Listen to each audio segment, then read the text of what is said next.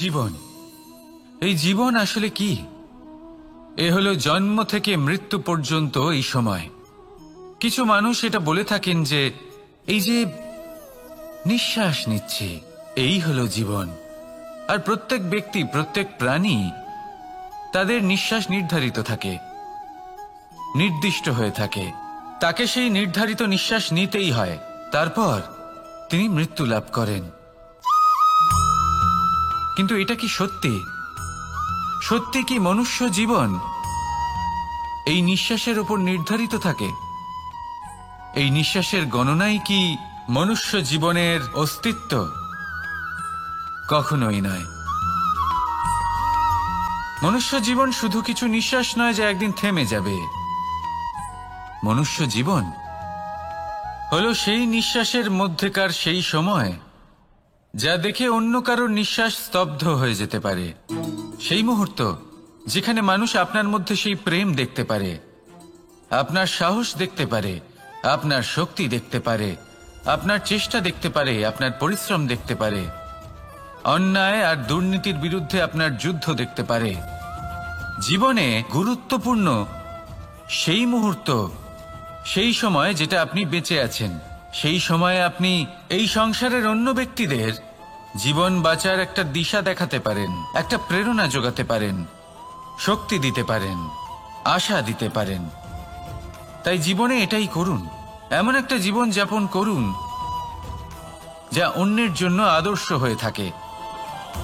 এটাই করুন আর আমার সাথে ভালোবেসে বলুন, রাধা রাধা। আমরা সবাই নিজেকে স্বচ্ছ রাখতে চাই, শুদ্ধ রাখতে চাই, পবিত্র রাখতে চাই। আর দেখতে গেলে এটা হলো আমাদের কর্তব্যও বটে। এবার এটার জন্য আমরা কি না করি। যখনই আমরা সকালে উঠি তখন উঠেই আমরা দাঁত মাজি। দিনে যখনই আমরা সময় পাই কিছু সুগন্ধি খাদ্য খাবার চেষ্টা করি যাতে আমাদের মুখ থেকে দুর্গন্ধ না আসে, বরং সুগন্ধ আসে। এই পা দুটো আমরা শুদ্ধ রাখার জন্য, পবিত্র রাখার জন্য যখনই আমরা বাড়ির বাইরে যাই পাদুকা পায়ে দিয়ে যাই, আর যখন ফিরে আসি আমরা জল দিয়ে পা ধুয়ে নিই। মনে রাখবেন, সেই ব্যক্তির মুখ হলো সব থেকে বেশি পবিত্র যে মুখ দিয়ে ঈশ্বরের নাম নেওয়া হয়, যার বাণী হলো অত্যন্ত শুভ, যা মানুষের পথ প্রদর্শন করে, যা মানুষকে শান্তি দেয়। যদি এই হৃদয়কে আপনি পবিত্র করতে চান তাহলে মানবতাকে বুঝতে হবে, মানুষের দুঃখগুলিকে বুঝতে হবে, তবেই এই হৃদয় পবিত্র হবে। এই পা দুটো যদি আপনি পবিত্র করতে চান তাহলে কোনো তীর্থস্থানে যান। ওখানে হয়তো আপনি জানেনও না যে কতজন সৎপুরুষ, কতজন মহাপুরুষ এসেছেন। তাদের চরণের ধুলো সেখানে পড়েছে যা আপনার চরণ শুদ্ধ করে তুলতে পারে। যদি এই হাতগুলি আপনি পবিত্র করতে চান তাহলে এই হাত দিয়ে শুভ কর্ম করুন, দান করতে শিখুন। আর যদি এই আত্মা আপনি পবিত্র করতে চান, একটাই বিকল্প আছে, প্রেম, শুদ্ধ নিঃস্বার্থ প্রেম। এই প্রেম বিতরণ করতে থাকুন। আপনি শুদ্ধ থাকবেন, পবিত্র থাকবেন। আসুন আমার সাথে ভালোবেসে বলুন, রাধা রাধা। কখনো এটা ভেবে দেখেছেন কোনো বিশেষ স্থানে বা বিশেষ পরিস্থিতিতে সবথেকে বেশি গুরুত্বপূর্ণ কি হতে পারে? যদি শরীরের কথা বলি তাহলে সবথেকে বেশি গুরুত্বপূর্ণ হলো মস্তিষ্ক আর মন। যদি ব্যবসার কথা বলি তাহলে সবথেকে গুরুত্বপূর্ণ হলো ধন। রাজ্যের বিষয়ে কথা বললে সবথেকে গুরুত্বপূর্ণ হলো রাজা। আর সমাজের কথা যদি বলি তাহলে সবথেকে গুরুত্বপূর্ণ হলো আমাদের গুরু। এবার এই সব গুরুত্বপূর্ণ এই কারণ এদের হাতেই সব থাকে। দেখুন, হয় এরা আমাদের উত্থানের পথে নিয়ে যেতে পারে অথবা আমাদের পতনের দিকে নিয়ে যেতে পারে। এবার যদি কোনো অসামান্য রাজা হন যিনি কিনা সত্যবাদী, যিনি একজন ভালো রাজা, তাহলে তিনি সেই দেশকে, সেই রাজ্যকে বিকাশের পথে নিয়ে যাবেন, আর নয়তো অন্ধকারের পথে নিয়ে যাবেন। যদি এবার গুরুর কথা বলা হয় তাহলে জেনে রাখুন, গুরু যদি শ্রেষ্ঠ হন তাহলে সংস্কৃতির সর্বশ্রেষ্ঠ স্তরে উনি এই সমাজকে নিয়ে যাবেন। যদি গুরু পাখণ্ডী হন, লোভী হন, লালসাগ্রস্ত হন, তাহলে এই সমাজেও এই পাখণ্ডতা, এই লোভ, এই লালসাই প্রকাশিত হবে। ঠিক এইভাবেই জীবনে, মানুষের জীবনে প্রেমেরও এক গুরুত্বপূর্ণ স্থান রয়েছে। যদি মানুষের মনে প্রেম থাকে তাহলে ধরে নিন সে জীবিত রয়েছে, আর যদি না থাকে তাহলে সে মৃতই প্রায়। যদি রাধা কৃষ্ণের বিষয়ে কথা বলি, বলবো কৃষ্ণের জীবনে যদি রাধা থাকে তাহলেই কৃষ্ণ হলো কৃষ্ণ, আর যদি রাধা না থাকে তাহলে কৃষ্ণ হলো যে কোনো পশুরই সমান। আসলে পশু থেকে মানুষ হওয়ার এই যে যাত্রা, এর আধার হলো প্রেম। এই প্রেমকে মনে জাগ্রত করে রাখুন, আর আমার সাথে ভালোবেসে বলুন রাধা রাধা। প্রেম, এই প্রেম আসলে কি বেশিরভাগ মানুষই বুঝতে পারেন না, কিন্তু এটাতে তাদের কোনো দোষ নেই, কারণ তাদের কাছে প্রয়োজনীয় জ্ঞানই নেই। এবার প্রেমের বিষয়ে আজ আমি একটা ছোট্ট কথা বলতে চাই। আপনি দেখবেন কিছু মানুষ যখন কাউকে ভালোবাসেন তখন তাদের মনে হয় সেই ব্যক্তির ওপর ওনার অধিকার রয়েছে। এবার সেই অধিকারের বোধে ফেঁসে গিয়ে নিজেই ক্রুদ্ধ হয়ে বসেন যে ও আমার কথা মনে করলো না, ওর স্মৃতিতে আমার কোনো স্থান নেই, ও আমার সাথে কথাই বলতে ভুলে গেছে, ইত্যাদি ইত্যাদি অনেক কারণ হতে পারে। আমি আপনাকে একটা প্রশ্ন করি, এই যে স্মৃতিগুলি, এটাই কি ভালোবাসা? কখনোই নয়।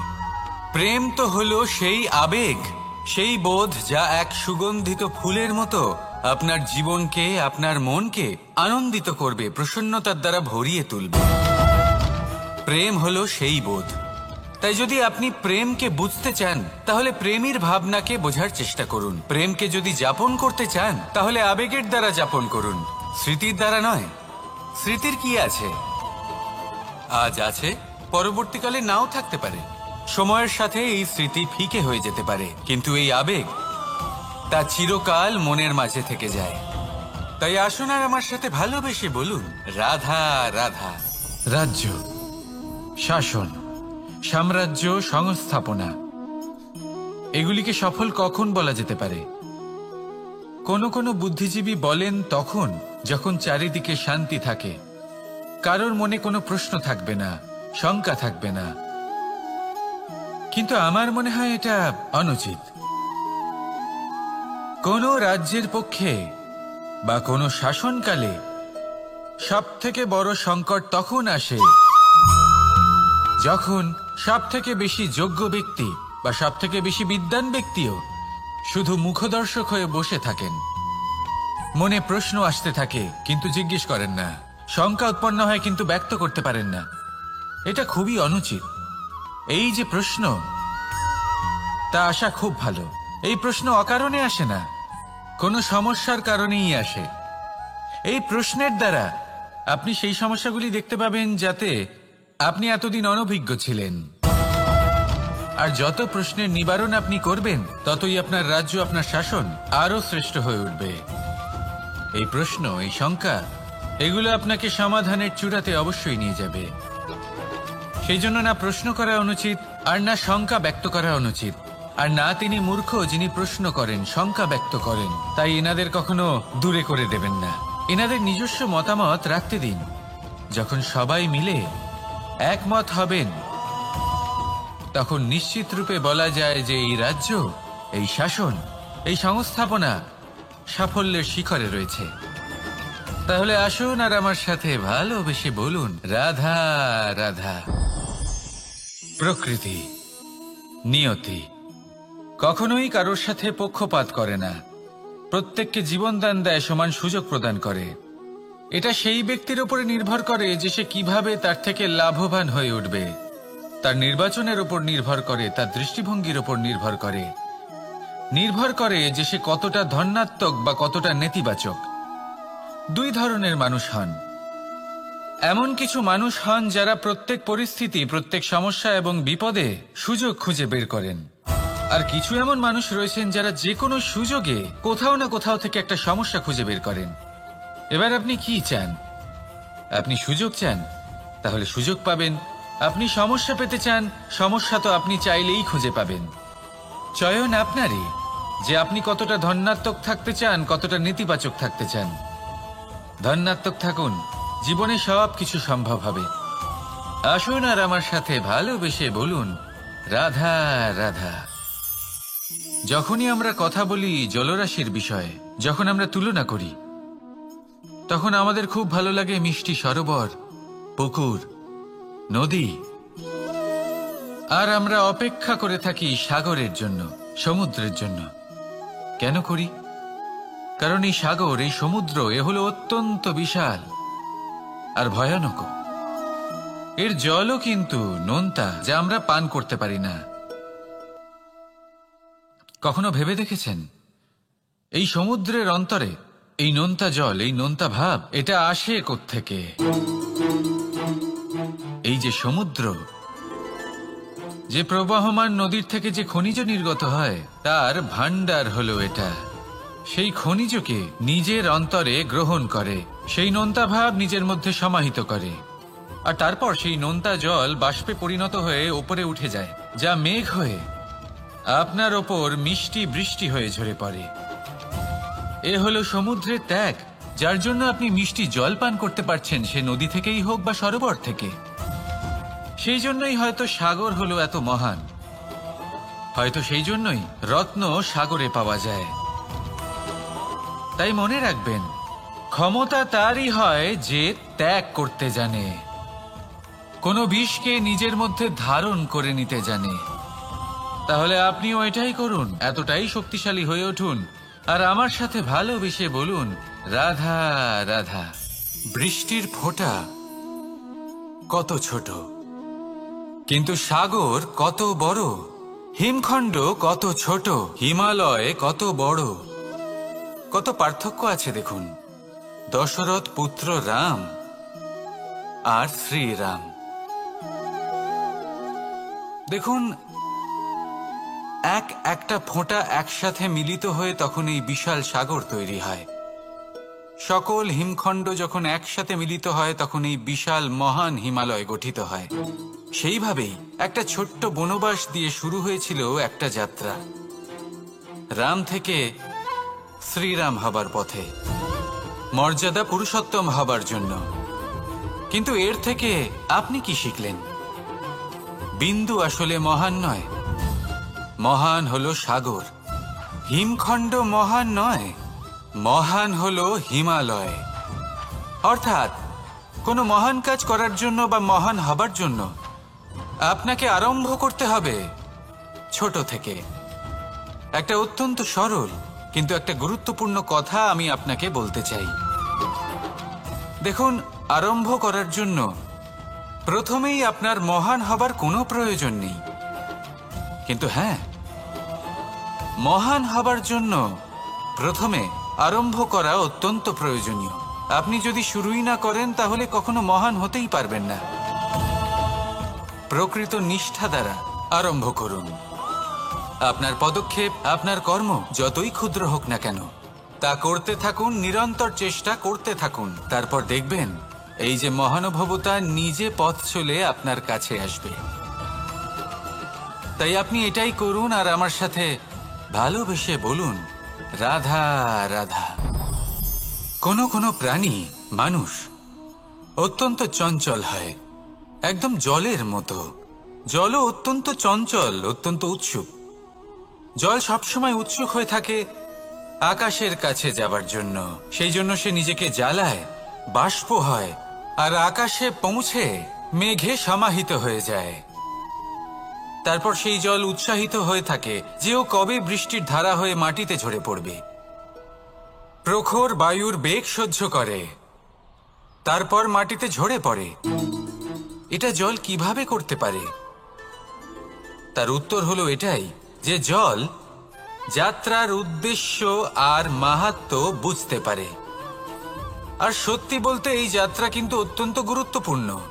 দুর্ভাগ্যজনক বিষয় হলো এটাই যে মানুষ তার নিজেরও একটা যাত্রা থাকে, কিন্তু সে তার মাহাত্ম্য, তার উদ্দেশ্য বুঝতেই পারে না। সে শুধু ব্যস্ত হয়ে থাকে লক্ষ্য প্রাপ্তির দিকে। কিন্তু জীবনের যে আসল সুখ রয়েছে তা এই যাত্রার মধ্যেই লুকিয়ে রয়েছে। সেই জন্য এই যাত্রা যাপন করতে শিখে নিন, এর আনন্দ উপভোগ করতে শিখে নিন। কারণ যে ব্যক্তি এই যাত্রায় আনন্দ নিতে শিখে যান, আনন্দ উপভোগ করতে শিখে যান, সে নিজের লক্ষ্যে নিশ্চিত রূপে পৌঁছে যান। তাই নিজের এই যাত্রার প্রত্যেক মুহূর্ত উপভোগ করতে থাকুন আর এই আনন্দ সহকারে বলুন, রাধা রাধা। কথোপকথন অত্যন্ত গুরুত্বপূর্ণ। এটা প্রত্যেক সম্পর্কের জন্য, বরং জীবনের জন্য অত্যন্ত গুরুত্বপূর্ণ। যদি কথোপকথন না হয় তাহলে আপনি অপর মানুষকে বুঝবেন কি করে, বা উনি আপনাকে বুঝবেন কি করে? এবার কথোপকথনের দুটি পদ্ধতি থাকে। প্রথম হলো আপনি সামনের মানুষের কথাটা বুঝতে চাইলেন। দ্বিতীয় পদ্ধতি, আপনি নিজের কথা সামনের মানুষকে বোঝাতে চাইলেন। বেশিরভাগ সময় এটা হয় যে এই কথোপকথন ঝগড়াতে পরিণত হয়। কেন এমন হয়? কারণ না আমরা নিজের কথা সামনের মানুষকে বোঝাতে পারি, না সামনের মানুষ আমাদের বুঝতে পারেন। এটা কেন হয়? কারণ আমরা সামনের মানুষের কথাটা শুনি, কিন্তু সেটা বোঝার চেষ্টা করি না, তাকে উত্তর দিতে চাই। জীবনে সামনের মানুষের কথা শুনুন তাকে বোঝার জন্য, দেখবেন সব ভালো হয়ে যাবে। কারণ যে কোনো প্রশ্নের উত্তর আর যে কোনো উত্তরের আরো একটা প্রশ্ন, এটা শুধুমাত্র ঝগড়া সৃষ্টি করে। বরং সামনের মানুষের কথা শুনবেন শুধু তাকে বোঝার জন্য, তার কথা বোঝার জন্য। এই কথোপকথন প্রেমকে জন্ম দিয়ে থাকে। তাহলে আপনিও এটাই করুন আর আমার সাথে ভালোবেসে বলুন, রাধা রাধা। অমৃত আসলে কি? আমরা সবাই জীবনে অমৃত লাভ করতে চাই, কিন্তু এই অমৃত আসলে কি? এ কি অমরত্ব লাভ করার কোনো মন্ত্র, নাকি সামনে এগোনোর কোনো পথ? নাকি অমৃত সেই রস যা অসুর আর দেবতারা সমুদ্র মন্থন করে লাভ করেছিলেন? নাকি সেই ওষুধ যা ঋষি মুনিরা ভ্রমণ করে খুঁজে বের করেছিলেন? অমৃত যদি কিছু হয় তাহলে তা হলো আশা। কখনো কোনো মাতাকে দেখুন, উনি নিজের সন্তানকে কত আগলে রাখেন, তার যত্ন নেন, তার পালন পোষণ করেন, এই আশা নিয়ে যে পরবর্তী জীবনে এই সন্তান খুব বড় কিছু করবে, ওনাদের খুব ভালোবাসবে। এবার আগামী দিনে কি হতে চলেছে তা আমরা জানি না, পর মুহূর্তে কি হতে চলেছে তা আমরা জানি না, আগামী মুহূর্তে আপনি জীবিত থাকবেন কিনা সেটাও আমরা জানি না। কিন্তু আমরা অনেক বছরের পরিকল্পনা বানিয়ে ফেলি। সেটা অবশ্য মন্দ নয়। দেখুন, জীবন যাপন করার এই আশা, এটাই ভবিষ্যতের আধার হতে পারে। তাই এই আশা হলো গুরুত্বপূর্ণ, তাই একে নিজের সাথেই রাখুন। কথায় আছে যে ব্যক্তি নিরাশ হয়ে পড়েন, যার মধ্যে কোনো আশা বাকি থাকে না, তিনি হয়তো বেঁচে আছেন কিন্তু একটা মৃত জীবন যাপন করছেন। তাই এই আশার সঙ্গ কখনো ত্যাগ করবেন না, একে চিরকাল নিজের সাথেই রাখুন। জীবন আনন্দময় হয়ে উঠবে, আর এই হৃদয় তা ভালোবেসে বলবে, রাধা রাধা। মানুষের সবথেকে বড় শক্তি কি? তার বাহুবল, অর্জন করা ধন, নাকি তার পেছনে দাঁড়িয়ে থাকা তার সমর্থক বা প্রশংসকদের দল, নাকি ঈশ্বরের আশীর্বাদ? সেটা কি? মানুষের সবথেকে বড় শক্তি হলো একটাই, আর তা সকলের মধ্যে আছে, আর তা হলো তার নিজের অস্তিত্ব, যা অন্য কারোর মধ্যে নেই। সংসারে অনেক লোক রয়েছেন, কিন্তু কেউ আপনার মতো নন। এটা হলো আপনার শক্তি, এ হলো আপনার নিজস্ব শক্তি। দুর্ভাগ্যবশত বেশিরভাগ মানুষ এটা বুঝতে পারেন না, নিজের শক্তিকে চিনতে পারেন না। কিন্তু যদি আপনি চিনতে পারেন, তাহলে আপনি নিজের অন্তরে অনুভব করবেন একটা অসীম শক্তির অস্তিত্ব। যে সাফল্যের পথে আপনি চলছেন, আপনি দেখবেন যে এই সাফল্যের দ্বার নিজে থেকেই খুলে গেছে। শুধু প্রয়োজন হলো নিজের এই শক্তিকে চিনে নেবার, নিজের এই বিশেষত্বকে বোঝার। কারণ এই যে আপনার বিশেষত্ব, এ কোনোদিনও আপনার থেকে দূরে চলে যাবে না, চিরকাল আপনার সাথে জড়িত থাকবে। যদি আমি বাহুবলের কথা বলি, সময়ের সাথে সেটা চলে যাবেই। যদি কথা বলি অর্জিত ধনের, তাহলে সময়ের সাথে সেটাও চলে যাবে। মিত্র, পরিবার, বন্ধু, আশীর্বাদ, এই সব কিছু আপনার থেকে দূরে চলে যেতে চলেছে, সেটা আপনিও জানেন।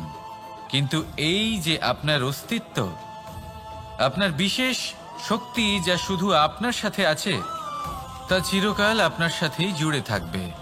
দরকার হলো শুধুমাত্র এটা চিনে নেওয়ার, নিজের উপর বিশ্বাস রাখার আর জীবনে এগিয়ে চলার।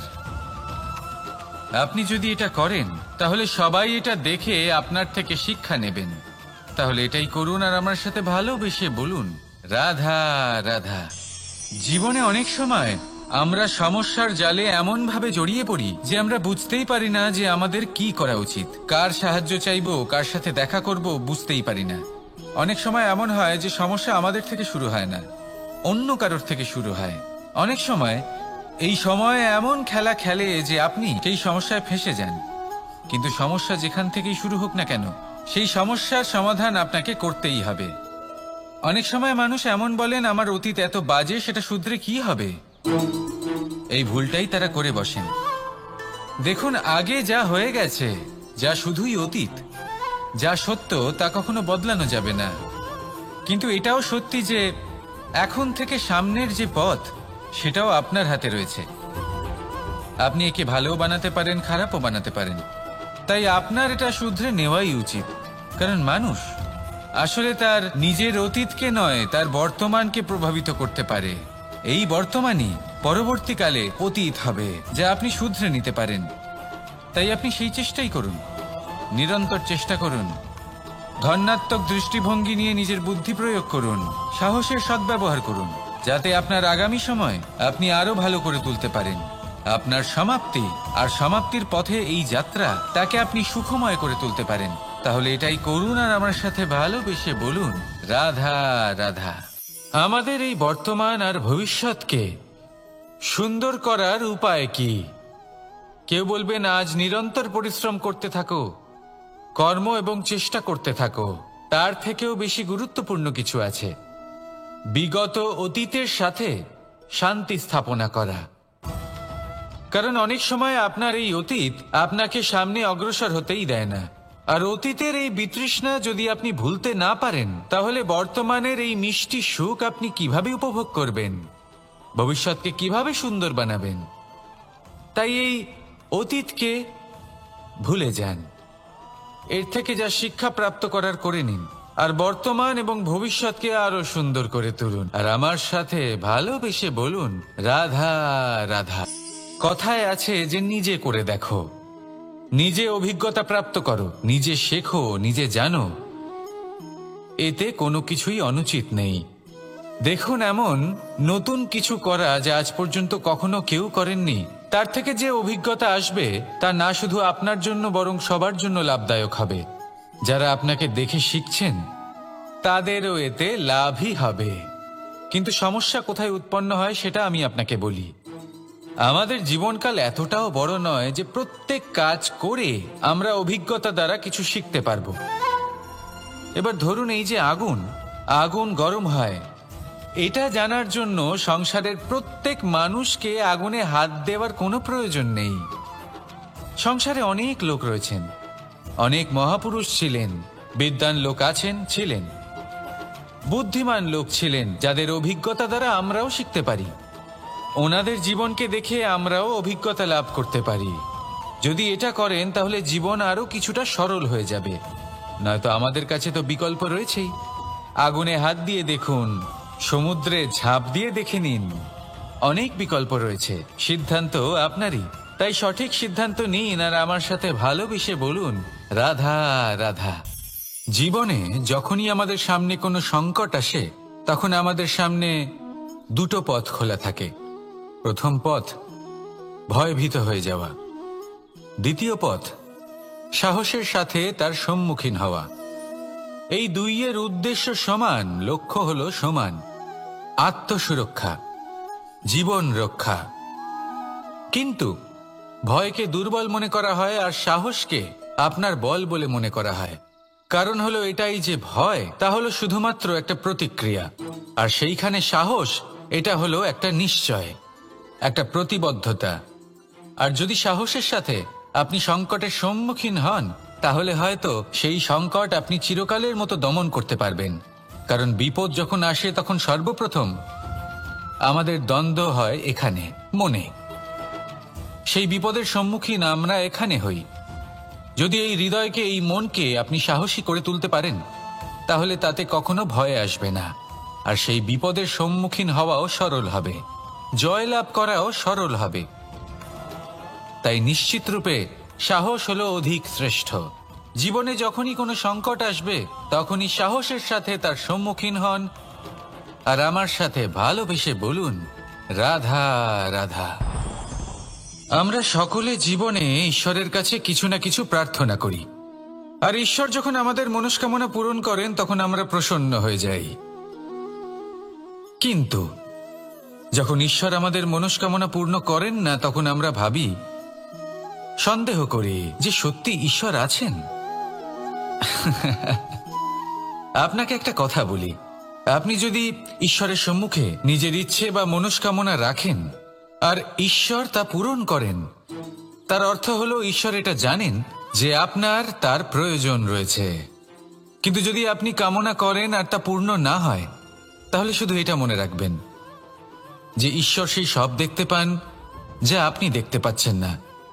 দ্বিতীয় কারণ হলো এটা, ঈশ্বর এটা খুব ভালো করে জানেন যে যে ইচ্ছে আপনি রাখছেন, সেই ইচ্ছে আপনি নিজের জোরে পূর্ণ করতে পারেন। তাই যদি আপনার ইচ্ছে ঈশ্বর পূর্ণ করেন, তাকে ধন্যবাদ জানান। আর যদি উনি আপনার ইচ্ছে পূর্ণ না করেন, তাহলে আরো ধন্যবাদ জানান। কারণ হয় উনি আপনার মঙ্গল চাইছেন, বা উনি আপনাকে ততটাই যোগ্য বলে মনে করছেন যে আপনি নিজেই নিজের ইচ্ছে, নিজের স্বপ্ন পূরণ করতে পারবেন। নিজের কর্ম করতে থাকুন, জীবনের সামনে এগোতে থাকুন, আর আমার সাথে ভালোবেসে বলুন, রাধা রাধা। একটা গাই আর একটা বাছুরের মধ্যে কেমন সম্পর্ক থাকে? একটা গাই নিজের বাছুরকে ডাকে, আর সেই বাছুর হাজার হাজার গাইয়ের মধ্যে থেকেও নিজের মাকে চিনতে পেরে যায়, আর নিজের মায়ের সাথে এসে জড়িয়ে পড়ে। আর কিছুটা ঠিক এরকমই সম্পর্ক হলো আপনার কর্ম এবং আপনার কর্মফলের মধ্যে। আপনি যেমন কর্ম করবেন, আপনার কর্ম আপনার কর্মফলকে ডাক দেবে, আর আপনার কর্মফল কোথাও না কোথাও থেকে আপনাকে খুঁজতে খুঁজতে এসে আপনার সাথে জড়িয়ে পড়বে। তাই উচিত এটাই হবে যে আপনি সৎকর্ম করুন। কারণ ঈশ্বর যদি আপনাকে আপনার ভুলের জন্য ক্ষমা করেও দেন, আপনার কর্ম কিন্তু করবে না। তাই যদি আপনি দুষ্কর্ম করতে চলেছেন, তাহলে আপনি প্রস্তুত থাকুন। আর যদি আপনি শুভ কর্ম করতে চলেছেন, তাহলেও আপনি প্রস্তুত থাকুন। আপনার কর্ম যেমন হবে, তেমন ফল আপনার কাছে নিজে থেকেই চলে আসবে। আজ না হোক কাল, কাল না হোক অন্য কোনো সময়, অবশ্যই আসবে। আসুন আমার সাথে ভালোবেসে বলুন, রাধা রাধা। আম এবং নিম, এই দুই যে যার স্থানে অত্যন্ত বিশেষ, অত্যন্ত শ্রেষ্ঠ। আম আমাদের শক্তি বাড়ায়, আর অন্যদিকে নিম রোগের সাথে লড়াই করার আমাদের ক্ষমতা বাড়ায়। এবার আম অত্যন্ত মিষ্টি হয়, আর নিম অত্যন্ত তিক্ত। তাই এই কারণে কি নিমের নিরাশ হওয়া উচিত বা নিজেকে ঘৃণা করা উচিত? তার স্বাদ তিক্ত? কখনোই নয়। দেখুন, নিম তিক্ত, এতে নিমের কোনো দোষ নেই। দোষ হলো জিহ্বার, যে মিষ্টি পছন্দ করে, তিক্ত পছন্দ করে না। কিন্তু যদি আপনি নিজের জীবনে নিমের প্রয়োগ না করেন, তাহলে আপনার রোগ প্রতিরোধ ক্ষমতা বাড়বেই না। তাই নিম হলো অত্যন্ত গুরুত্বপূর্ণ। এর থেকে আপনি কি শিক্ষা পেলেন? এটাই যে জীবনে কখনো অন্য কারোর মাপকাঠি দ্বারা নিজেকে পরখ করবেন না। আপনার যোগ্যতা, আপনার বিশেষত্ব, আপনার গুণ, অপগুণ, এই সব কিছু আপনি নিজে বুঝে নিন, সেটাই যথেষ্ট। আসুন আর আমার সাথে ভালোবেসে বলুন, রাধা রাধা। আপনি কি কখনো কুয়ো থেকে কাউকে জল বের করতে দেখেছেন? একটা পাত্রকে দড়ি দিয়ে বাঁধা হয়, তারপর তাকে কুয়োতে ফেলা হয়, টেনে তুলতে হয়, তবেই জল পাওয়া যায়। খুব সহজ ব্যাপার। কিন্তু কখনো এটা ভেবে দেখুন, কুয়োতে পাত্র ফেলার পরে যদি পাত্র সোজা হয়ে থাকে তাহলে তা জলে প্রবেশ করতেই পারবে না। না জল সেই পাত্রে প্রবেশ করতে পারবে, সেই পাত্রকে নত হতে হবে, তবেই জল সেই পাত্রে প্রবেশ করবে, তবেই টেনে আনলে সেই জল আপনার তৃষ্ণা নিবারণ করবে। আর এর মধ্যে জীবনের একটা মূল্যবান শিক্ষা লুকিয়ে রয়েছে, এমন এক শিক্ষা যা সংসারের প্রত্যেক মানুষের জন্য গুরুত্বপূর্ণ। আর সেই শিক্ষার নাম হল বিনম্রতা। সংসারে প্রত্যেক মানুষের বিনম্র হওয়া উচিত। আপনি নিজেকে বিনম্র করে তুলুন, আপনি বড়দের আশীর্বাদ লাভ করবেন, সাফল্যের মুখও দেখতে পাবেন। আপনি যদি বিনম্র না হন তাহলে কিছুই টিকবে না। সেই জন্য বিনম্র থাকুন আর আমার সাথে ভালোবেসে বলুন, রাধা রাধা। যতক্ষণ আমরা এই সংসারে জীবিত ততক্ষণ আমাদের সাথে সবকিছু থাকে, আমাদের ধন, সুখ স্বাচ্ছন্দ্য, আমাদের মিত্রগণ, আমাদের পরিবার, এই সমাজ, এই সবকিছু আমাদের সাথে থাকে। যেদিন আমরা এই সংসারকে ত্যাগ করব, এদের মধ্যে কেউ আমাদের সাথে যাবে না, না ধন, না স্বাচ্ছন্দ্য, না সম্পত্তি। এই সকল মানুষ, এই সমাজ, এরা শুধুমাত্রই শ্মশান পর্যন্ত আমাদের সাথে থাকতে পারবেন। তারপরে যদি আমাদের সাথে কিছু যেতে পারে তাহলে তা শুধুই আমাদের ধর্ম। আর এই সংসারে আমরা নিজেদের যে সুনাম রেখে যাই সেটা সম্ভব শুধুমাত্র কর্মের দ্বারা। সেই জন্য সংসারে যতদিন পর্যন্ত জীবিত আছেন, যদি কিছু অর্জন করতে চান তাহলে ধর্ম অর্জন করুন, ধর্মের বিষয়ে স্পষ্টতা অর্জন করুন এবং কর্ম অর্জন করুন। এটাই হবে আপনার অতীত এবং এটাই হবে আপনার ভবিষ্যৎ, এবং এটাই সকলকে প্রেরণা প্রদান করবে। আসুন আমার সাথে ভালোবেসে বলুন, রাধা রাধা। সমুদ্র মন্থনের সময় দুই ধরনের রত্ন লাভ করা হয়েছিল। প্রথম হলাহল, যার প্রভাব থেকে এই সমস্ত সংসারের জীবের প্রাণ বাঁচানোর জন্য মহাদেব তাকে নিজের কণ্ঠে ধারণ করে নিয়েছিলেন। আর দ্বিতীয় অমৃত, যেটা কিঞ্চিত পরিমাণ মাত্রায় পাওয়া গেছিল। কখনো কখনো জীবনে এমন কোনো বস্তু যা আপনি প্রয়োজনের থেকেও অনেক বেশি মাত্রায় ভোগের জন্য লাভ করে থাকেন, তা আপনার জন্য বিষ প্রমাণিত হতে পারে। যেমন জল, প্রয়োজনের থেকে অনেক বেশি মাত্রায় যদি এই জল আসে তাহলে আপনার প্রাণ কাটতে পারে। কিন্তু পরিশ্রমের পরে এক পাত্র শীতল জল দ্বারা আপনি যদি স্নান করে নেন তাহলে তা আপনার শরীরের জন্য অমৃত হবে।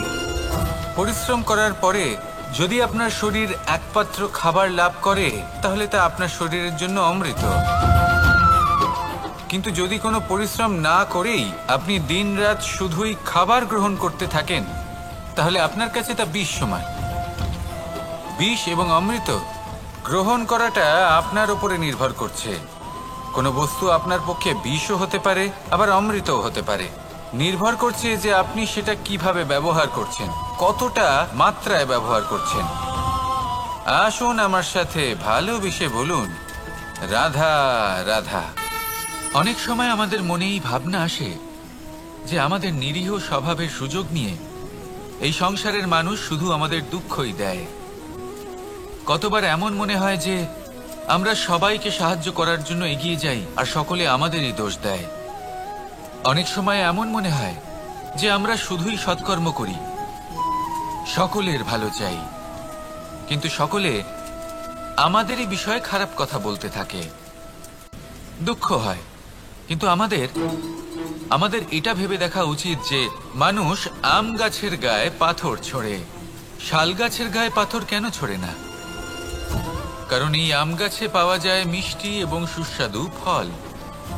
অন্যদিকে শাল গাছ থেকে আমরা কি পাই? শুধুই কাঠ। তাই যদি আপনাকে কেউ কথা শোনায়, আপনাকে কোনো কিছুতে বাধ্য করার চেষ্টা করে, আপনার বিষয়ে অনুচিত কথা বলে, তাহলে নিশ্চয়ই আপনার মধ্যে এমন বিশেষ কিছু আছে যা তাদের মধ্যে নেই। নিজের মধ্যে আত্মবিশ্বাস বাড়িয়ে তুলুন, ধন্যাত্মক ভাব আনুন, সৎকর্ম করতে থাকুন, কোনো কটুতা এই মনে প্রবেশ করতে দেবেন না। এই মন সুপ্রসন্ন হয়ে বলবে, রাধা রাধা।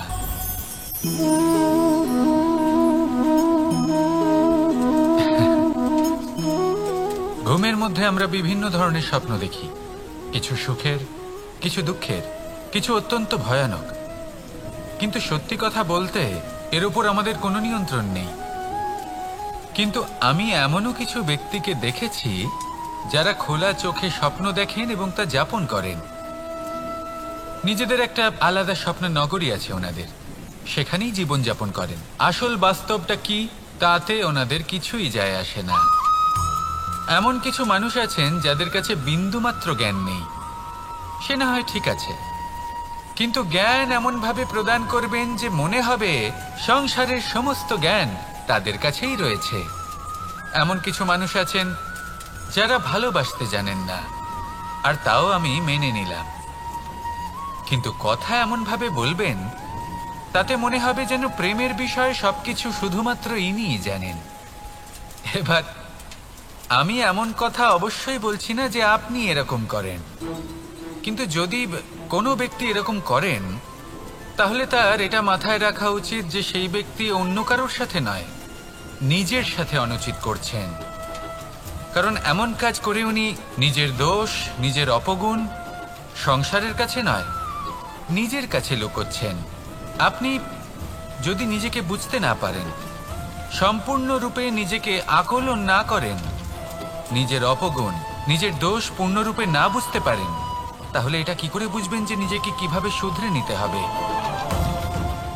আপনাকে নিজের সত্য স্বীকার করতেই হবে, তারপরেই আপনি নিজেকে পরিবর্তন করতে পারবেন। তাহলে স্বপ্নে নয় বাস্তবে বাঁচুন, আনন্দে বাঁচুন, আর আমার সাথে ভালোবেসে বলুন, রাধা রাধা।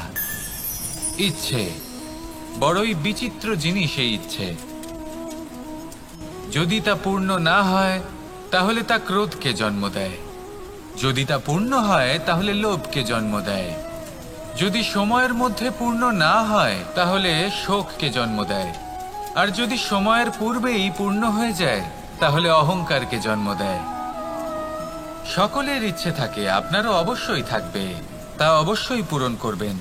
কিন্তু একটা কথা মনে রাখবেন, আপনার এই জীবন এটা কোনোভাবেই আপনার ইচ্ছে পূরণ করার মাধ্যম নয়। এ হলো ধৈর্য সাধনের এক মাধ্যম, নিয়ন্ত্রণ করার এক মাধ্যম। নিয়ন্ত্রণ নিজের কামনার ওপর, নিজের ইচ্ছের ওপর, নিজের আবেগের ওপর। কারণ ইচ্ছে এটা হলো সেই অশ্বের মতো যা একবার লাগাম ছাড়া হয়ে গেলে আপনার হাত থেকে যদি এই লাগাম বেরিয়ে যায় তাহলে তা আপনাকে সোজা বিনাশের পথে নিয়ে যেতে পারে। কিন্তু যদি আপনি একে নিয়ন্ত্রণ করতে পারেন তাহলে এটা আপনাকে সাফল্যের শিখরে অবশ্যই পৌঁছে দিতে পারে। তাহলে ইচ্ছেগুলিকে নিয়ন্ত্রণ করুন আর আমার সাথে ভালোবেসে বলুন, রাধা রাধা। আমরা সকলে শক্তি অনুভব করতে চাই। এবার যদি আপনাকে জিজ্ঞেস করা হয় যে সবথেকে বেশি শক্তির অনুভব কোথা থেকে করা সম্ভব, তখন কেউ কেউ বলবেন পুষ্টিকর আহার গ্রহণ করলে, ব্যায়াম করলে, কেউ বলবেন ধন লাভ করলে, বন্ধুদের থেকে, পরিবারের থেকে, আদি ইত্যাদি।